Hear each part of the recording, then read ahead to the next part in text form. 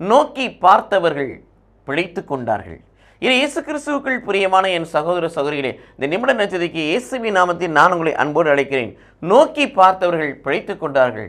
பழைய ஏற்பாட்டிலே குள்ளி வாய்ப்பாம்பினால் கடிப்பட்டவர்கள் ஆண்டவருக்கு முரண்பாடாய் பேசி பாம்பினால் கடிப்பட்டு பலவிதமான மக்கள் இறந்து கொண்டே இருக்கிறார்கள். மோசே பதறுகிறார், ஆண்டவரிடத்தில் முறையிடுகிறார். ஆண்டவரை இரக்கம் கொண்டு நீ ஒரு வெண்கல பாம்பை செய்து கோலில் உயர்த்தி பிடித்து உயர்த்தி பிடி. வெண்கல பாம்பு ஒன்று செய்து அதை கோலில் மாட்டி அதை உயர்த்தி பிடி, அதை நோக்கி பார்க்கிற யாவரும் பிழைத்துக் கொள்வார்கள் சொன்னால் அது பழைய ஏற்பாடு. பாம்பினால் கடிப்பட்டார்கள்.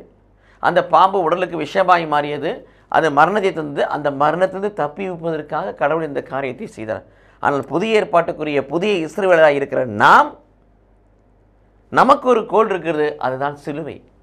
சிலுவையில் தொங்கிய இயேசு கிறிஸ்துவை உற்று நோக்கி பார்க்க வேண்டும். என் பாவங்களுக்காக, என் சாபங்களுக்காக, என் நோய்களுக்காக, என் அவமானத்துக்காக, என்னுடைய நிர்வாணத்திற்காக, என்னுடைய மரணத்துக்காக அவர் சிலுவையில் எல்லாவற்றையும் சுமந்து தீர்த்தார்னு சொல்லி விசுவசித்து நம்பி அவரை நோக்கி பார்க்கின்றபோது நான் பிழைத்துக் கொள்கிறேன். அதைத்தான் திருப்பாடல் ஆசிரியர் சொல்லுகிறார். திருப்பாடல் 34:5 வாசிக்கிறோம். அவரை நோக்குங்கள், மகிழ்ச்சி அடைவீர்கள், வெட்கத்தால் தலைகுனிய மாற்றீர்கள்.